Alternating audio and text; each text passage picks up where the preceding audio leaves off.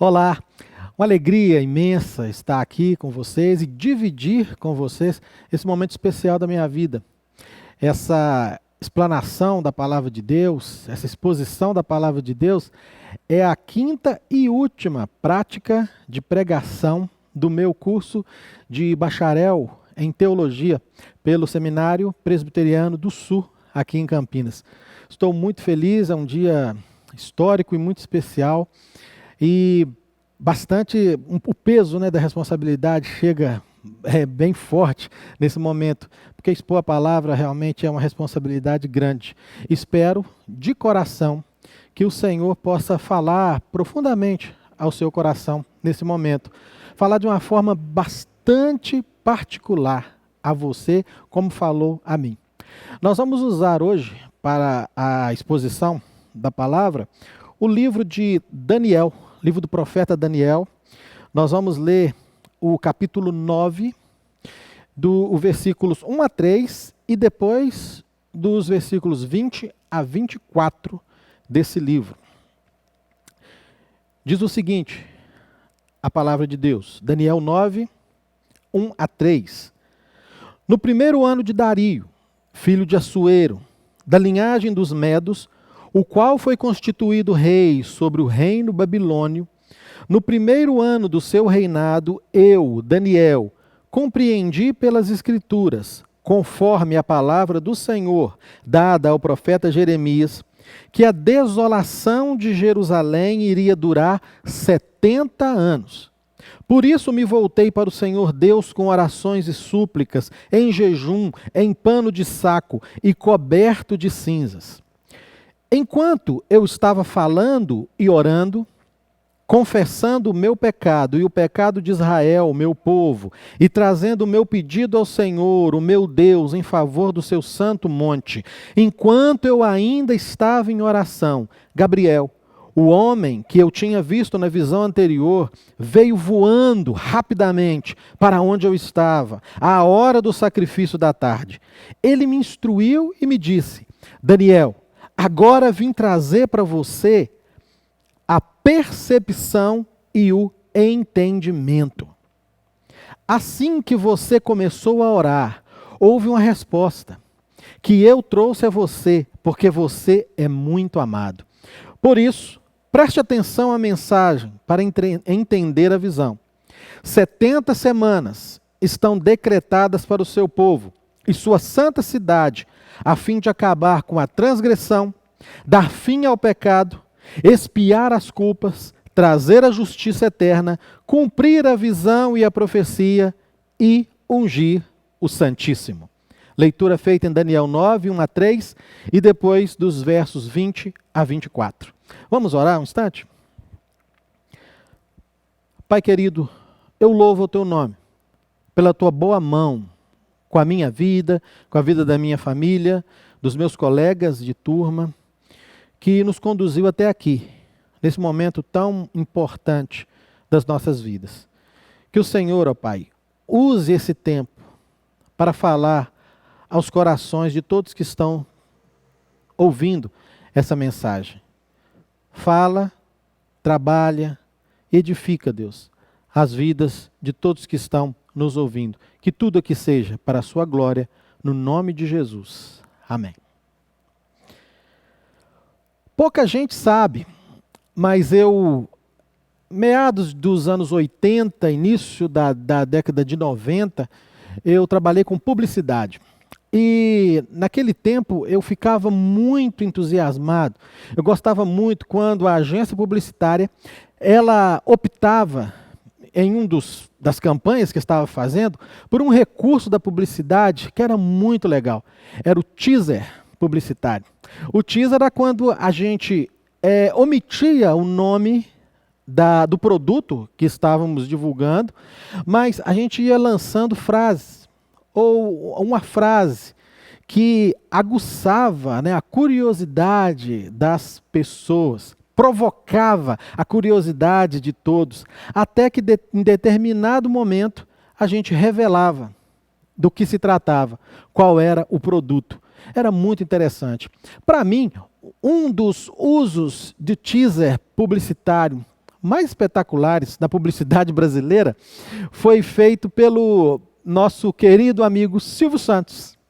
O Silvio, em 1999, ele estava nos Estados Unidos e lá ele assistiu, e conheceu um programa chamado Who Wants to be a Millionaire?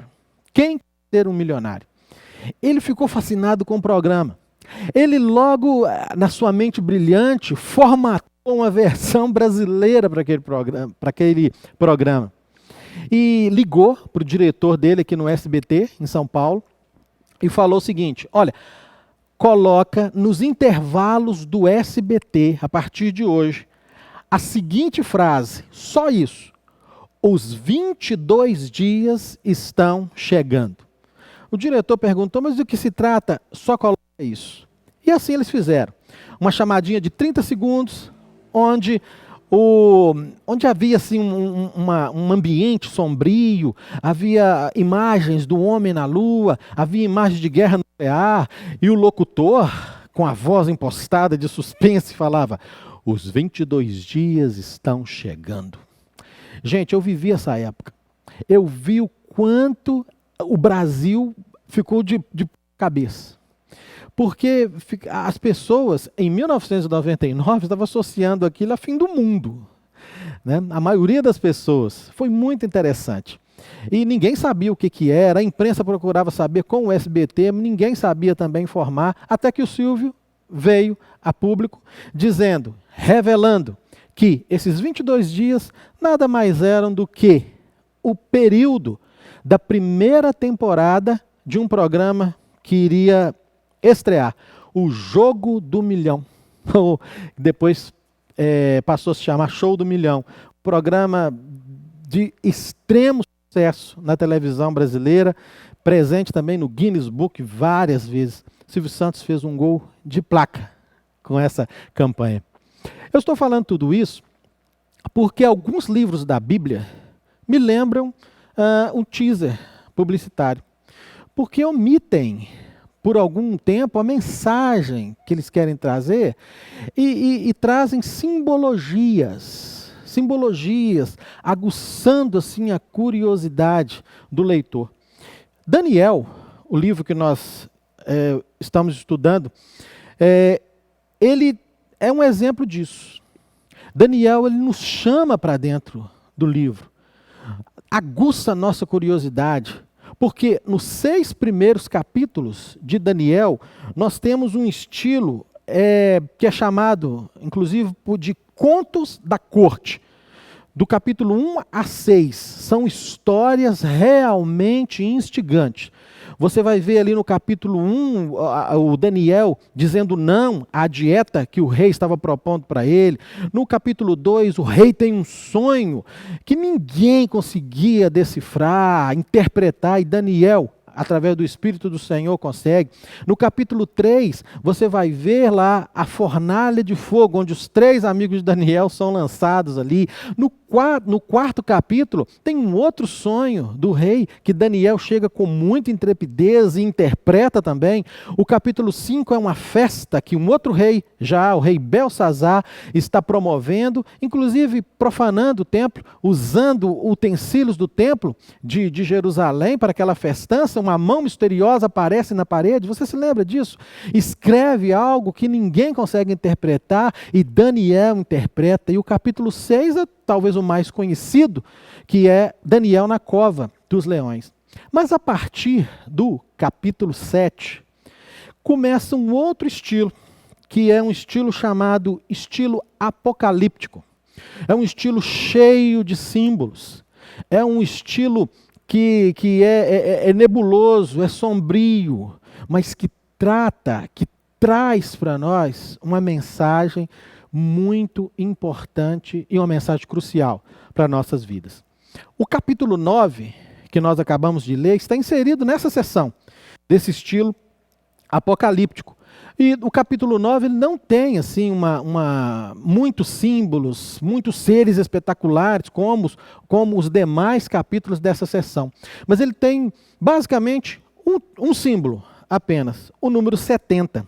Lá fala de 70 anos de cativeiro, Lá fala de 70 semanas, né, como um teaser publicitário, falando que as 70 semanas estão chegando. E a gente percebe Daniel, no meio a essa simbologia, ele com o coração um pouco agitado, inquieto, e ele vai nos ensinar, o servo Daniel, nos ensinar qual a nossa postura diante de situações que nos inquietam, a nossa postura diante de cativeiros, a nossa postura que pode nos trazer esperança em meio ao cativeiro. Esse é o tema da nossa mensagem de hoje. Esperança em meio ao cativeiro. Nós precisamos entender o que vem a ser esse cativeiro. O povo de Israel, a nação de Israel, o reino de Israel foi um reino unificado até Salomão. Quando Salomão morreu, houve uma intriga dos seus filhos e o reino foi dividido. Reino do norte, reino do sul. Reino do norte, Israel, com a capital Samaria. Reino do sul, Judá, capital Jerusalém. Esses dois reinos andaram divididos durante algum tempo. Até que por conta da apostasia, por conta da rebeldia, por conta de darem as costas ao verdadeiro Deus, o reino do norte foi invadido, com a permissão de Deus, pelo Império Assírio. A Síria dominou o reino do norte. A Síria tinha uma política de misturar as raças. Levou para lá várias culturas estranhas, misturou aquela raça, tanto é que os judeus não se dão com os samaritanos, lembra que no norte a capital é Samaria, não se dão com os samaritanos por isso, eles não são considerados uma raça pura, misturados. Até que a Síria misturou tanto e depois dispersou esses israelitas dali, e até hoje não se tem notícia do Reino do Norte. O Reino do Norte sucumbiu, o Reino do Norte desapareceu.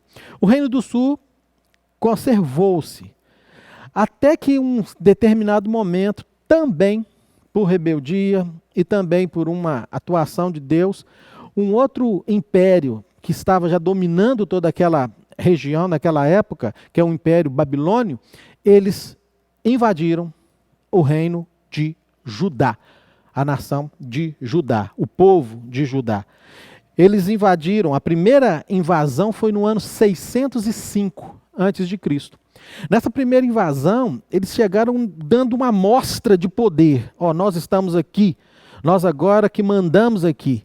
Vocês agora vão pagar tributos a nós. E eles, nessa primeira leva, levaram para a Babilônia os nobres, os jovens, os varões fortes, sábios. E nessa primeira leva, Daniel foi levado para lá.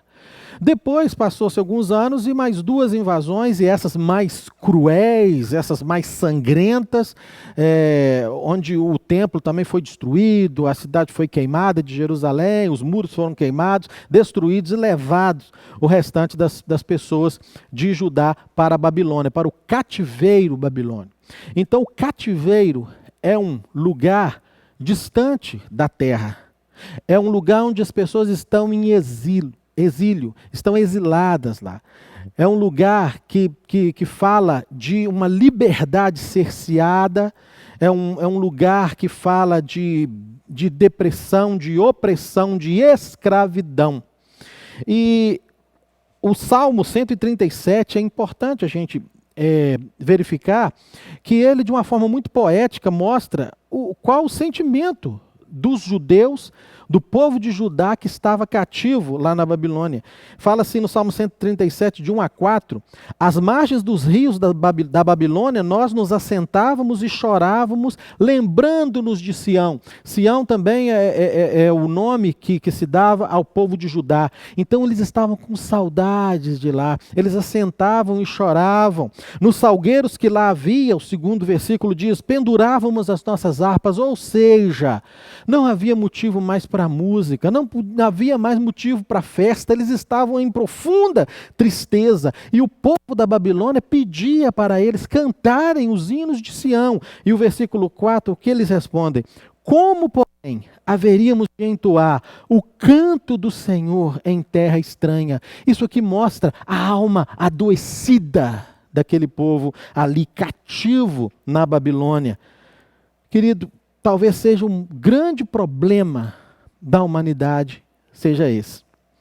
Como enfrentar os tempos difíceis dos cativeiros existenciais que eu e você passamos? Porque nós, assim como eles, também passamos por esses cativeiros. Essa pandemia é um exemplo, mas nós temos as pandemias pessoais que já existem há muito tempo e que as pessoas muitas vezes não vê, não percebem que você estava passando, que você está passando. É um cativeiro que você curte, que você sofre sozinho. Até quando enfrentar isso? Como enfrentar esses tempos difíceis, onde as finanças trazem para nós uma inquietação, as enfermidades, a insegurança, as emoções nos impedem de demonstrar publicamente uma alegria. Estamos cativos. Desde o Éden, quando houve a queda, a rebelião do homem contra Deus e a queda, nós somos colocados nesse contexto de escravidão, do pecado e de um cativeiro terrível nas nossas vidas. Mas como termos esperança em meio a esses cativeiros existenciais que nós vivemos? Nós precisamos aprender com Daniel, e ele vai nos ensinar aqui duas lições importantes, duas atitudes dele que vai nos ajudar a mantermos essa esperança em meio ao cativeiro. Vamos ao texto então, Daniel 9, o versículo 1, já vai nos mostrar uma pista importante que nós precisamos ter. Fala que no primeiro ano de Dario, filho de Assuero, da linhagem dos Medos. Essa datação é importante. O primeiro ano de Dario. Isso nos comunica que o reinado de Nabucodonosor já acabou. O reinado de Belsazar também já acabou. Já passou um período grande e agora eles estão sob o domínio de um rei Medo-Persa. Ou seja, o Império Babilônio já caiu. O que isso fala para a gente? O tempo passou e nada de libertação chegou. Você consegue imaginar o coração de Daniel nesse momento da história? Senhor, eu estou aqui esperando a libertação, já passou por tantos governos e nada ainda. Parece aquela frase que o salmista gosta muito e que eu e você, por vezes, nós nos pegamos, falando também. Até quando, Senhor? Até quando nós ficaremos nesse cativeiro existencial? E Daniel, ele nos dá uma lição muito importante do que fazer para manter a esperança no momento que parece que a esperança acabou. Ele faz o seguinte: a primeira atitude dele, que nós podemos aprender também, foi buscar respostas na palavra. Buscar respostas na palavra. A primeira atitude que nós precisamos de aprender com Daniel. Veja o versículo 2 do capítulo 9 do livro de Daniel. No primeiro ano do seu reinado, do reinado de Dario, eu, Daniel, compreendi pelas Escrituras, conforme a palavra do Senhor dada ao profeta Jeremias, que a desolação de Jerusalém iria durar 70 anos. Daniel leu aquilo, vai durar 70 anos. Ele fez as contas dos reinados, do tempo onde ele estava, percebeu que ele foi no ano 605, já estava no ano 538 mais ou menos, lembrando que essa contagem de tempo, né, antes de Cristo, é uma contagem, né, regressiva. A data diminui, mas a história avança. Então ele já está ali em 68 anos mais ou menos, ou seja, faltam 2 anos, 1 ano e meio para acabar isso, a esperança volta. Que coisa boa, e ele encontra isso na palavra. Querido, eu e você, como Daniel, nós temos vivido esse tempo de ansiedade e de busca por respostas. Daniel buscou na palavra, e nós? E a nossa geração? Onde tem buscado as respostas para todas as questões da sua vida? Nós temos vivido tempos difíceis, porque estamos num cativeiro da moderna Babilônia. Daniel estava no Império Babilônio, nós na moderna Babilônia. A Babilônia que é, na Bíblia, a representação do mal. É a personificação do mal. E nós estamos nela, como eu disse, desde a queda nós somos inseridos nessa Babilônia, nessa Babel de confusão, nessa Babel de corrupção, e nós estamos nela. Essa moderna Babilônia, que nós estamos inseridos nela, ela nos traz, a exemplo da Babilônia, do que a Babilônia fez com Daniel, levando para ele um idioma diferente para aquele povo. Essa moderna Babilônia também nos traz um outro idioma, que não é o idioma do amor, não é o idioma da misericórdia, não é o idioma da empatia, é o idioma da revolta, o idioma do ódio, o idioma da intolerância. Essa nova Babilônia, ela traz para nós, a exemplo da Babilônia, lá do tempo de Daniel, ela que trouxe para ele uma nova dieta, quis que ele se envolvesse com a alimentação deles.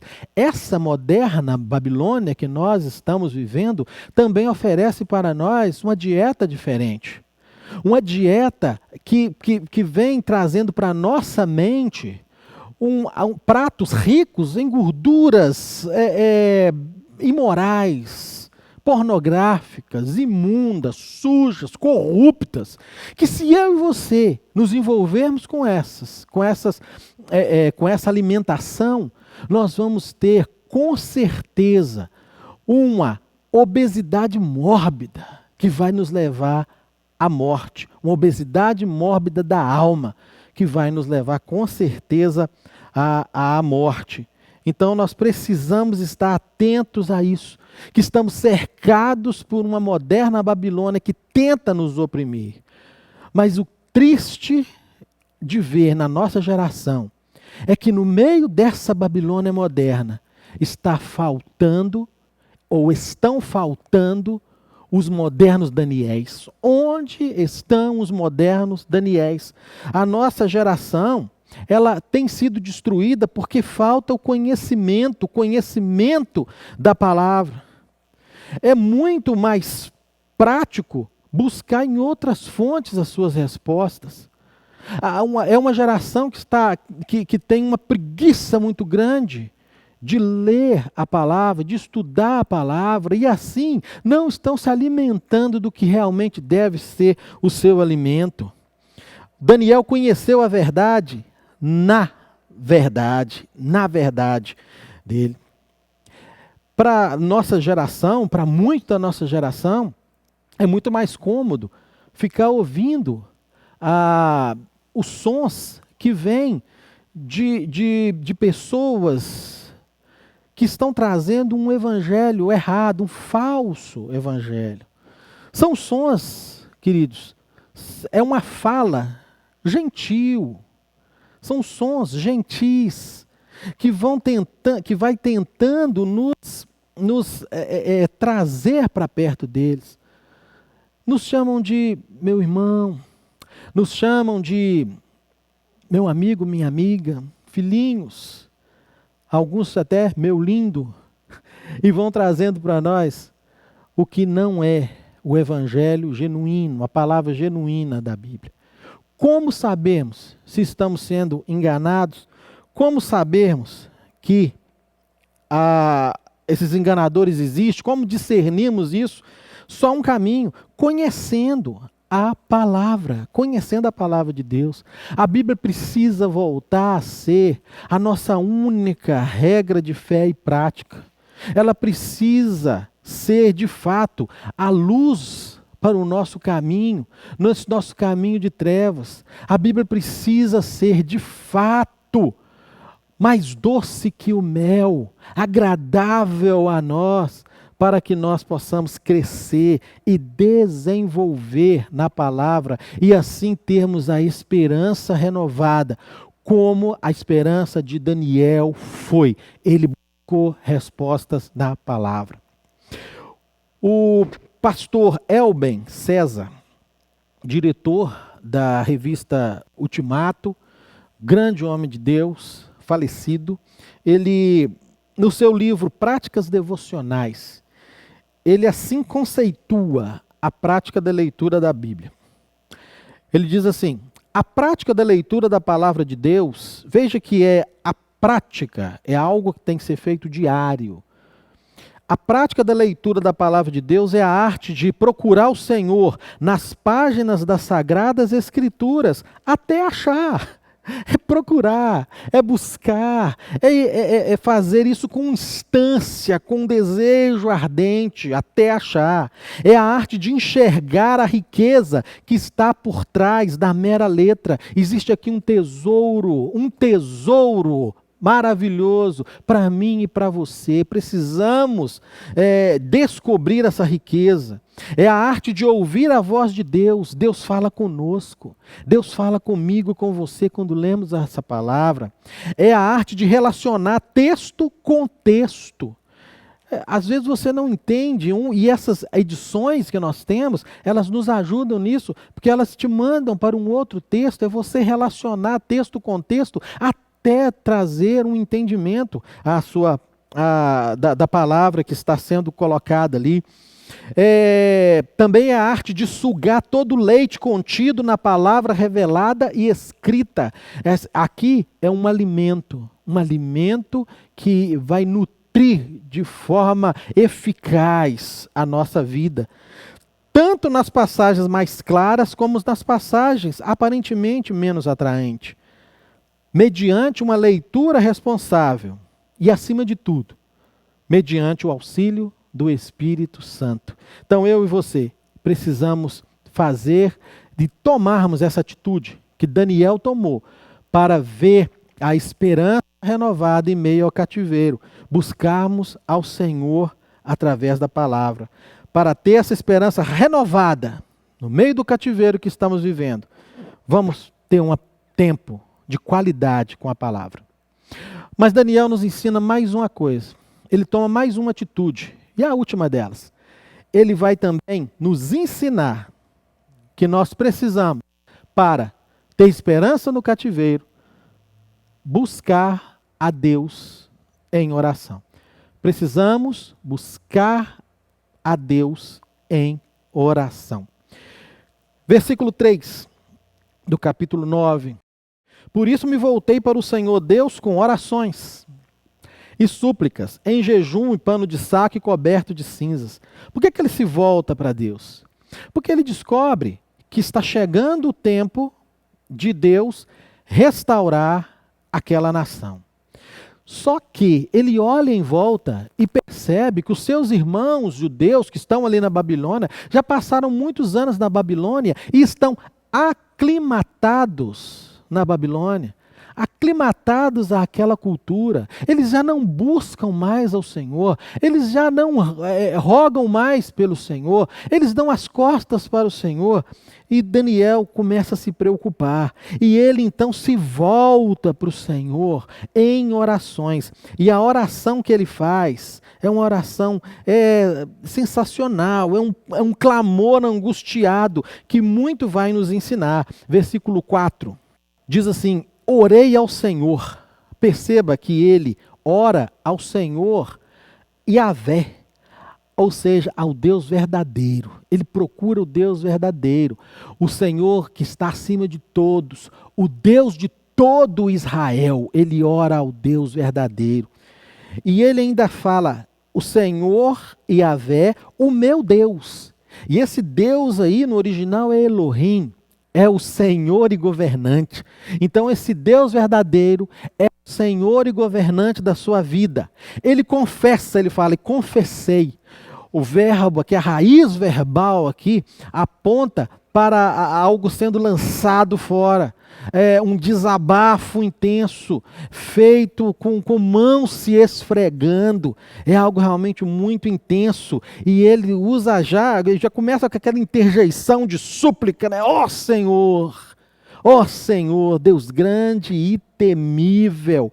É sensacional como Daniel se posiciona de uma maneira humilde e angustiada diante do Senhor Deus Todo-Poderoso. E essa oração, ela nos mostra elementos cruciais, queridos, que eu e você precisamos que a nossa oração tenha. Ela é uma oração dirigida ao verdadeiro Deus. Ela é uma oração que reconhece esse verdadeiro Deus como Senhor e governante. Ele se derrama em humilhação e ele suplica por perdão. Na busca que nós temos visto, especialmente nesse tempo que nós estamos vivendo, a busca por socorro está intensa. E no afã de achar o socorro, nós temos recorrido, nós temos clamado, muitos têm clamado por deuses que não são o Deus verdadeiro. Querido, que o seu clamor seja direcionado ao Deus verdadeiro. Quem é o Deus verdadeiro? Aquele que criou todas as coisas. Aquele que, a partir do momento que o homem caiu e se separou dele, providencia a redenção. É o Deus redentor e o Deus consumador da nossa fé. Reconhecê-lo como nosso Senhor e governante é dizer: tu és o meu dono, Senhor, tu és o meu dono, e eu e você precisamos disso, de nos entregarmos a Ele, de nos lançarmos nos seus braços, como Ele sendo o dono absoluto da nossa vida. E nós precisamos também de ter aquele momento de humilhação, de adoração a Deus. Adoração é voltarmos a nossa atenção para uma divindade. Voltarmos a atenção total para uma divindade. Quando nós voltamos a atenção total, a nossa vida de forma total para o verdadeiro Deus, estamos orando, estamos adorando a Ele, melhor dizendo, estamos adorando. E a adoração implica nisso, de uma vida de reconhecimento, de uma vida de humilhação, de uma vida de confissão e súplica, e uma vida que agrada ao Senhor. Falando nessa parte de confissão, nesse tempo que a gente está vivendo de polarização, né, política, ideológica, onde nós estamos apontando e buscando culpados, não é mesmo? Fulano é o culpado. A oração de Daniel nos ensina que o culpado não é A ou B, não é esquerda, não é direita. O culpado somos nós. Somos todos nós. E a nossa oração precisa de se voltar para isso, dessa confissão coletiva. Veja bem o versículo 5, que maravilha. Ele diz assim: nós temos cometido pecado e somos culpados.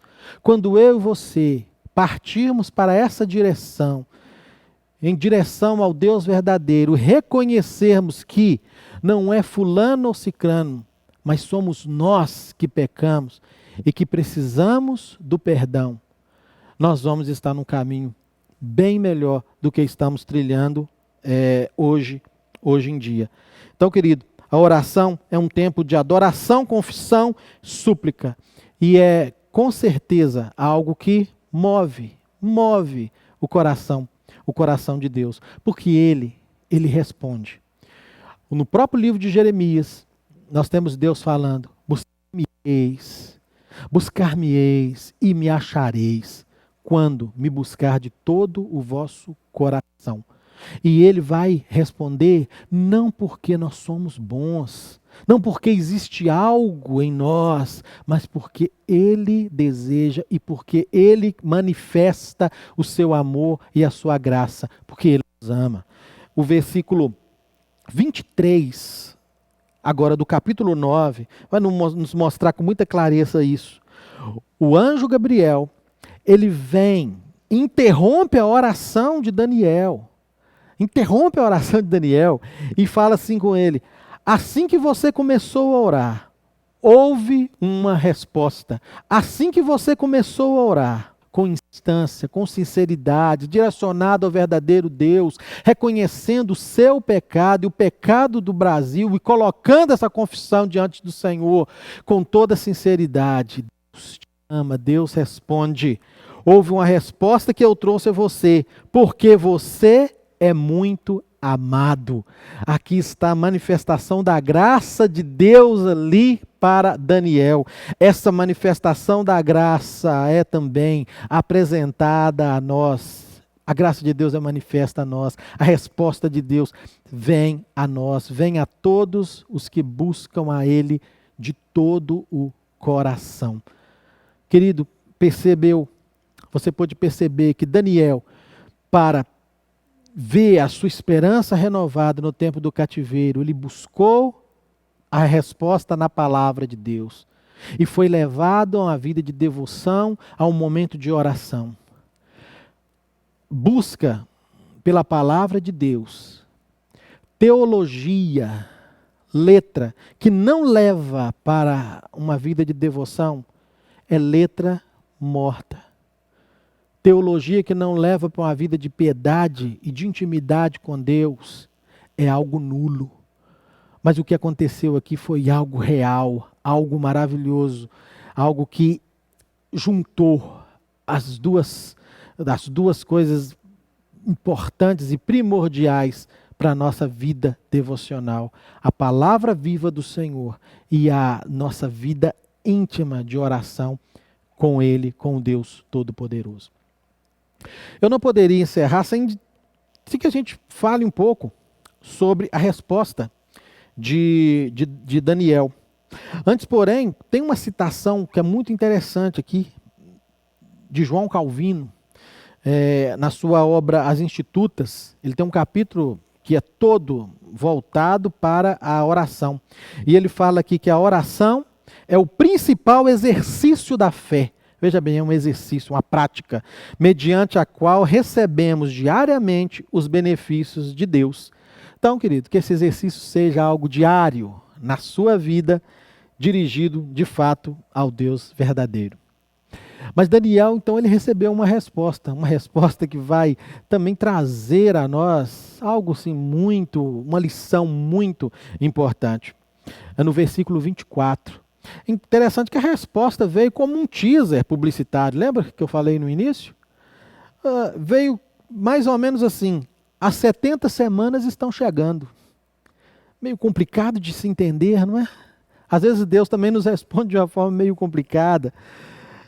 Versículo 24 fala assim: 70 semanas estão decretadas sobre o teu povo e sua santa cidade, a fim de acabar com a transgressão. 70 semanas. E se a gente continuar lendo, nós vamos ver que ela é dividida ainda em 3 períodos. 7 semanas, 62 e mais uma semana. Veja bem, o versículo 25 fala: haverá 7 semanas e 62 semanas, ou seja, 69 semanas. E o 27 fala: fará uma aliança durante uma semana. O que será que Deus está querendo dizer para Daniel? Deus está querendo dizer de forma muito clara para ele o seguinte: olha, o cativeiro que você está vivendo aqui na Babilônia, ele vai acabar. Daqui a 1 ano e meio, 2, vocês vão voltar, vocês vão retornar, vocês vão reconstruir tudo, tudo tranquilo.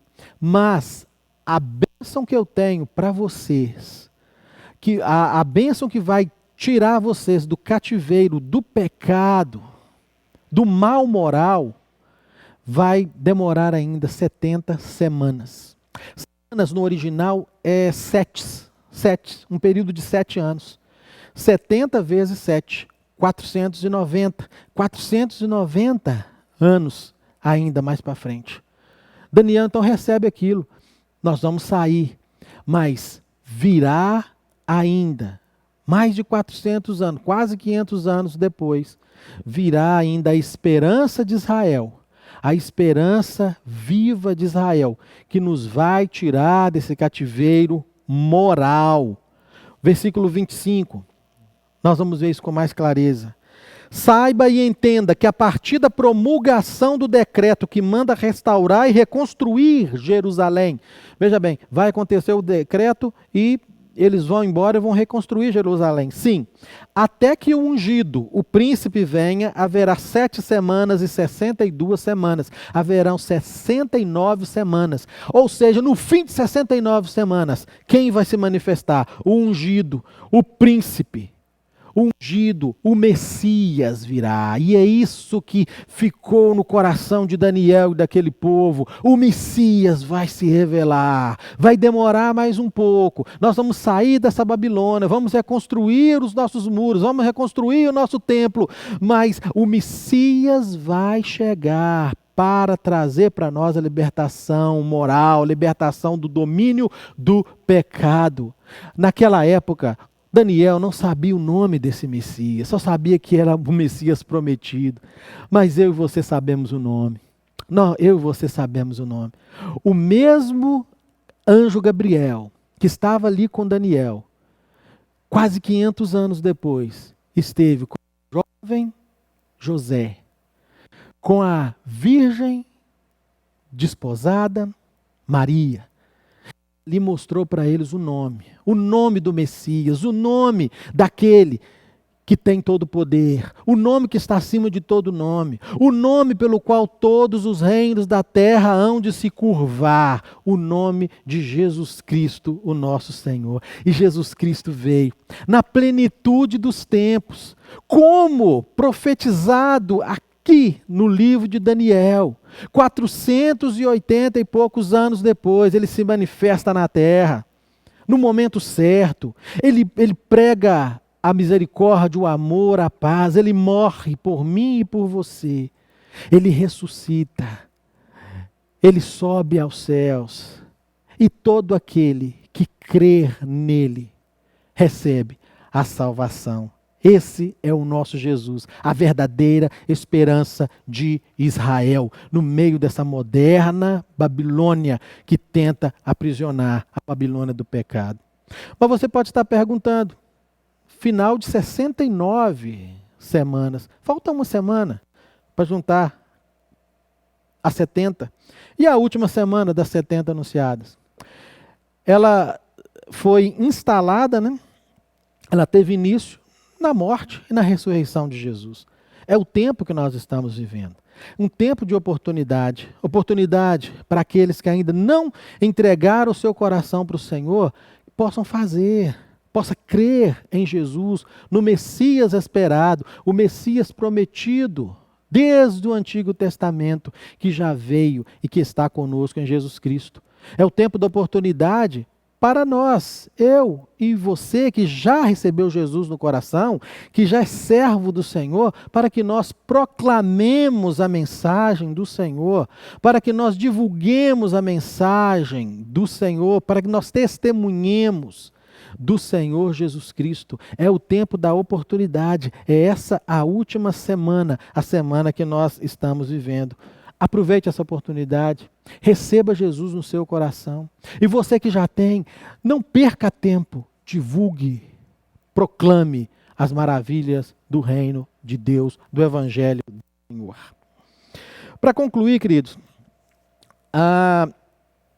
nós aprendemos que o zelo pela leitura e estudo da palavra e o zelo pela vida de oração vão manter, de fato, viva a nossa esperança, como manteve ali com Daniel.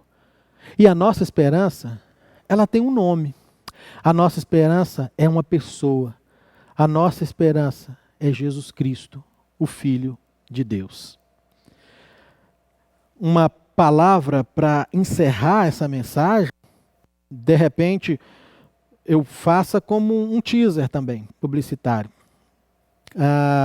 Talvez seja o seguinte: a última semana vai passar. A última semana vai passar. E Jesus, o nosso Deus, ele vai voltar. E ele vai levar todo aquele que viveu para ele, por ele, que creu nele. Vai nos tirar dessa moderna Babilônia, desse domínio do pecado. Porque a Babilônia não é o nosso lugar. Seremos levados para Nova Jerusalém, aquela que o compositor Paulo César, do Grupo Logos, disse: a cidade eterna, onde não haverá a Deus. Que o Senhor Jesus Cristo, aquele que vive e reina para sempre, aquele que é a nossa esperança, possa aquecer o seu coração, encher o seu coração de esperança e, de fato, transformar a sua vida pela ação viva do seu Espírito. Que o Senhor Jesus te abençoe. Maranata, vem, Senhor Jesus. Amém.